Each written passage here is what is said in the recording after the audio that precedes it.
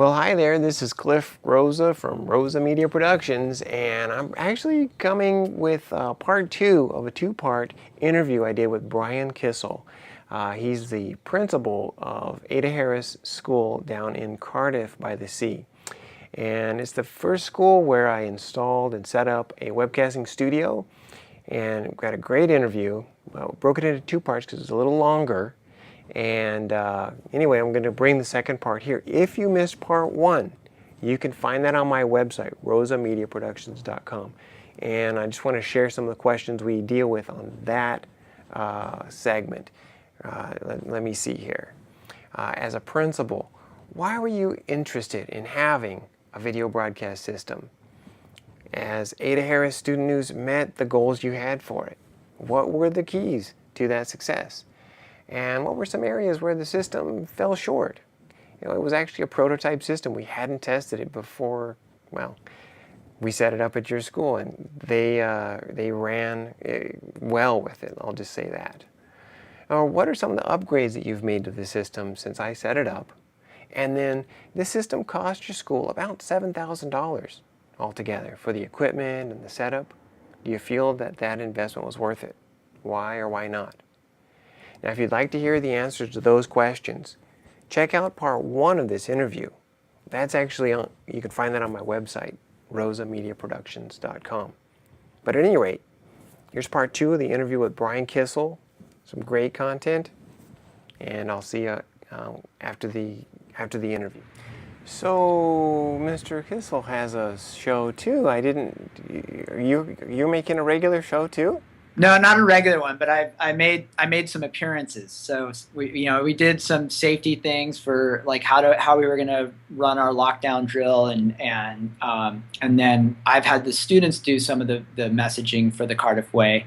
Okay. So again, it's one thing to hear it from administrators and adults, but it's another thing to hear it from your fellow students. And when the students understand how important it is to put that message out, and these are students who are being looked up to by all the other student body, and it has a very powerful impact on the rest of the school.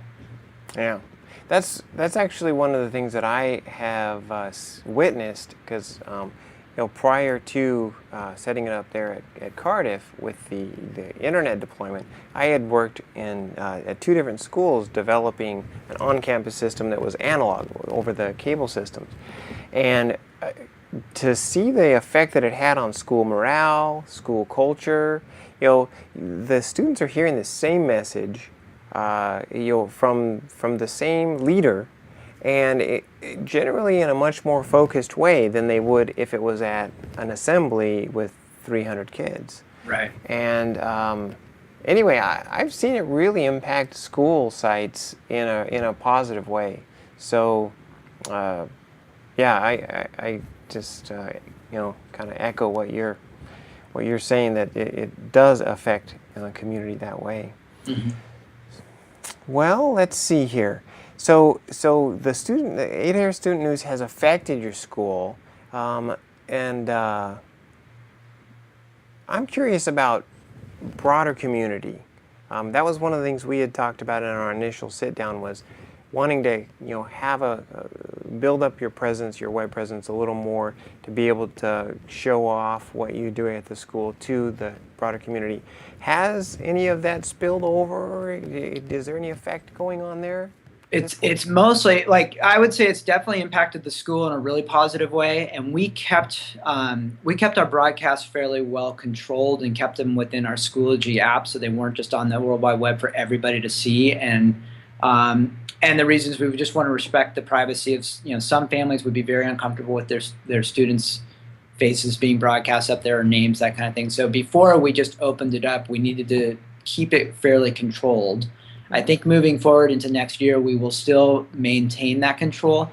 So the broader community heard about it through word of mouth, and then also students could easily, because they could take their iPads home, they could easily share the broadcast with their families.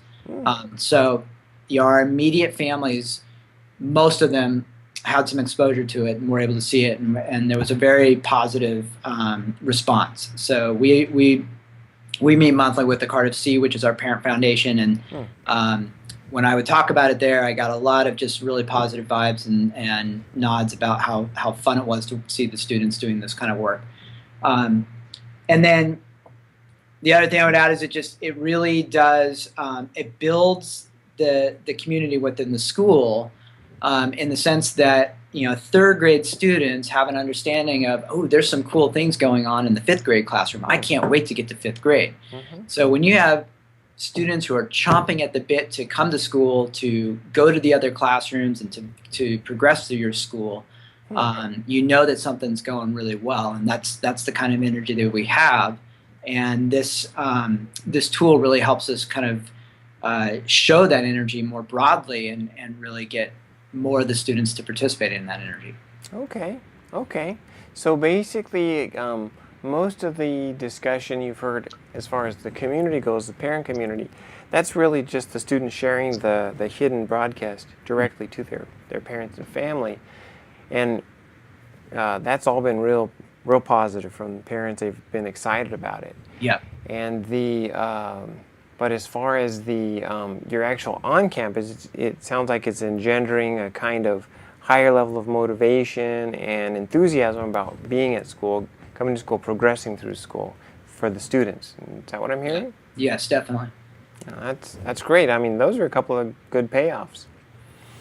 Now, if you were going to do this all over again from the beginning, what would you do differently? I actually don't think I would do anything differently. At first, I was always hesitant of starting something in the middle of the year, and I've always kind of had that mindset of, oh, we've got to have things ready to go on day one and do the full year. But in retrospect, I actually like the way we did it. We did it after the whole beginning of the year crunch with everything happening at once. We got things in place and got the plan in place before our winter break, and then came back after winter break and really just dove into it. And we had this kind of built-in trial period. And so you didn't have the expectations weren't really existent because nobody really knew it was coming. And so it was a really pleasant surprise for all the people involved. And it gave us this time to kind of do trial and error and say what works, what doesn't work. And I think every year here forward will always be a trial and error, and we'll always be tweaking it to make it better. But I really feel like moving into this coming year, we're going to be that it's going to be a really powerful program. Mm-hmm. Oh, I'm sure it is. Just from what the great start you already have. What is next? What's the next step for Ada Harris Student News? So, well, I think it'll be like this will be our first full year. We'll have a new group of students to start the year that we'll train. We're gonna have some pretty high expectations, and that we want to get them up and running within the first couple weeks of school. And the anticipation is already there. There were fifth graders last year who were all talking about how they can't wait to get apply for these positions, and they really hope they get it. And so we'll have the enthusiasm already there from day one. Cool. And we just want to really kind of build the consistency. We're going to, like I said, keep that Cardiff Way message in there and find different ways to put that out to students in ways that's really meaningful and relevant to them. And then I think at some point we will also try to find ways to share this with the broader audience in a way that is not jeopardizing anybody's rights, but for the students who really don't mind putting that broadcast out, or families who don't mind having more people see this, we want to share this with more schools and more of the community beyond our Cardiff-by-the-Sea community. Yeah, I think it would be great if you could navigate those waters. I know that it's just in researching other schools and looking at others, what schools are doing with video broadcasts. A lot of them are available online in different formats, but you do want to make sure you have the ducks in the row in terms of the media releases and I'd say appropriate buy-in from the decision makers in the parent community, right? The thought leaders, as it were. And if parents are not comfortable with their child's image going out for whether it's a safety reason or a privacy reason or a religious reason or whatever reason they might have, we respect that. Parent rights are real, and that's absolutely, I would get in line with that. But for a lot of folks, I think they're kind of excited about the idea of their child getting some exposure to creating, or even possibly getting to try out that in front of the camera spot. So yeah, I would also say that there is something to the keeping control at first and kind of building the excitement and anticipation before it goes out, because then it's just it almost has like a better impact, or just kind of builds the anticipation and makes it more exciting. Interesting. It's mysterious. Okay, piquing the curiosity, like, oh, we would really like to be privy to that. Oh, interesting. I hadn't thought about that. It's kind of a marketing tip. Good for you, Brian. Okay, so you kind of mentioned this already. What would you tell a principal or a district administrator who was considering investing in an online video broadcast system?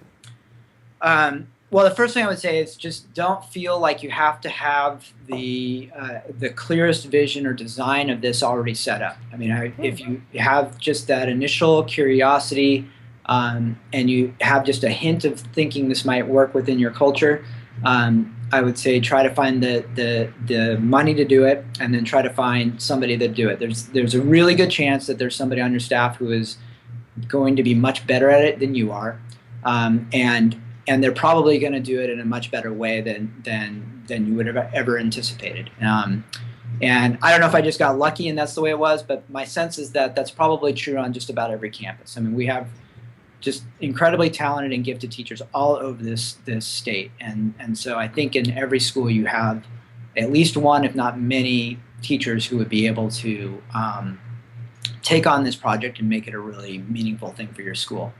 And then the other thing I would just say is that, $7,000, in some budgets that might seem like a lot, and some it might not seem like much at all. And my guess is that there's a whole range of, you can do something less, you can do something more, depending on what the needs are of your school. And you were very good at guiding us through that process, and I think that was extremely helpful. And just know that there are other ranges, so it doesn't always have to be, you don't have to hit the ball out of the park the first time. You can do it in stages, that kind of thing. And then if you are looking to build relevance to the learning that's happening in your school, this is definitely a tool that will do that. You have your students refining their writing, they're refining their speaking, they are learning to work collaboratively, they are learning how to build a team. And they're doing it in a real life situation that it couldn't be any more relevant to a preteen or teenager than just about anything else we do. So it really is a way to trick them into having a whole lot of fun and learning how to be a really good student, learner, and also just a contributing citizen to our community. Well, I think that last part that you said, you're really hooking into the student motivation and becoming a contributing member. That's powerful. Mm-hmm. So thanks for sharing that, Brian. Sure. So now, if folks wanted to get more of Brian Kissell, some way to connect with you, your thoughts, do you have a blog, Twitter feed, anything like that, Brian, that you'd like to share? I do not have a blog yet. I will start using Twitter. I've made a commitment to myself to start using Twitter this year to again, share what we're doing with our parent community and then other educators as well.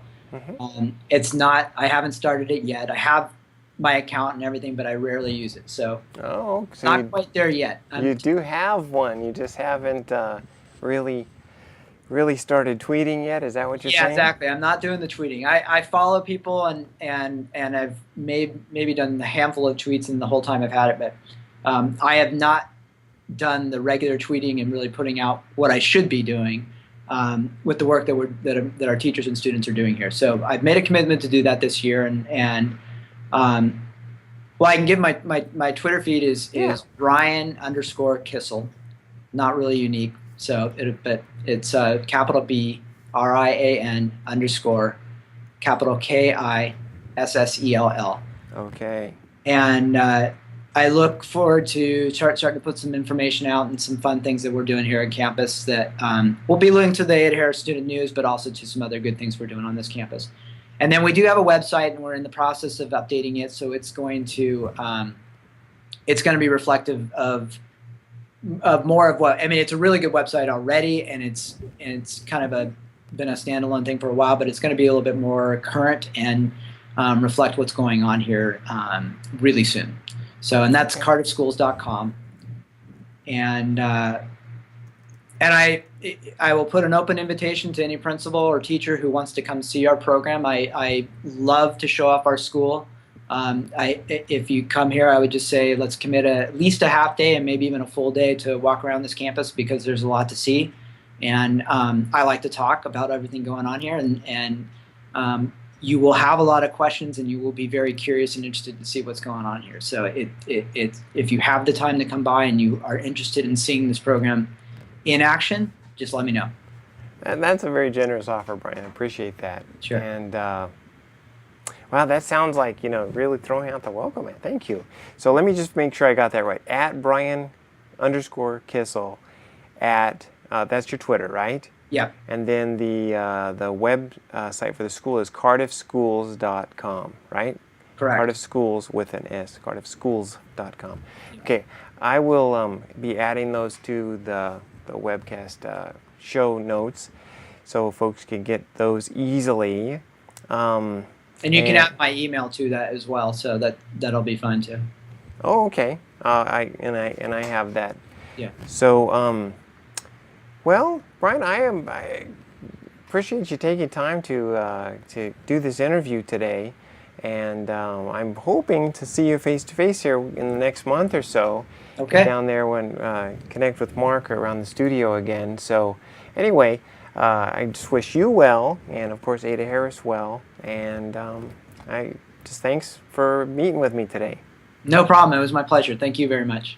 All right. Well, I will catch you next time. Okay. Take care. All right. Well, thank you, Brian, for taking the time to meet with us today. That was great. You know what? I took some notes. I just want to share these with you, or really more as a reminder, kind of summing up here. A couple things that Brian said. Finding the right person will leverage the tool, leverage the technology. Somebody that's got a vision, somebody that's got a passion for making whatever program you have happen, that person is going to put feet on it and make it happen. Much better than just assigning it to somebody, or finding that person with passion and vision for it, key. And I would say secondarily, but also important, finding somebody that knows what they're doing. Now, you can refer back to the interview I did with Mark Asafi, and he's got a technology background. He's no slouch in the technology area, but mostly graphic design, as he said, 2D artist kind of stuff. Really, video, he was kind of new. He was cutting his teeth in video as he was bringing the students on board with it. And I actually, realizing this, not everybody knows everything it has to do with about video production and running a class like this. I've actually started offering training packages for covering those two bases of how do you run students through a video production process. That could be helpful for a classroom teacher or really anybody that wants to get into video production. But I've designed that training toward the classroom teachers. And then also, how do you manage a group of students who are in charge of a broadcast, who are in charge of getting a weekly or a monthly or a daily broadcast organized, and what's the workflow that works, roles, things like that. Okay? So I guess I kind of went off the track on the notes from the talk with Brian, but finding the right person, very important. Another point that Brian made is feedback.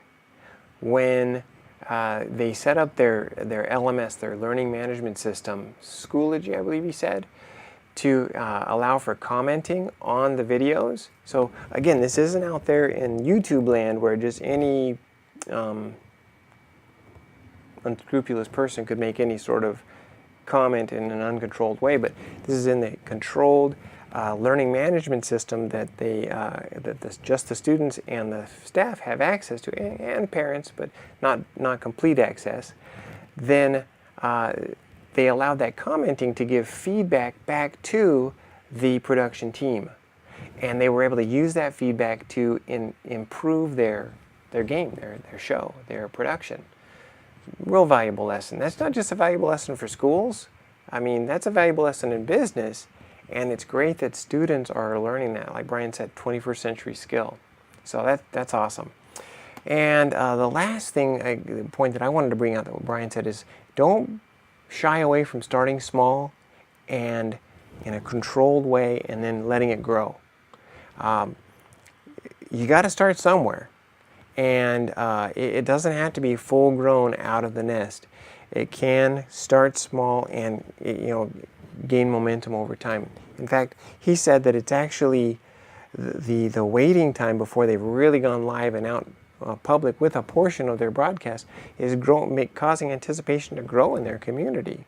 So these are good points from Brian. Let me just say a couple of things. So Brian shared his Twitter feed at Brian_Kissell. You can find him at Twitter that way.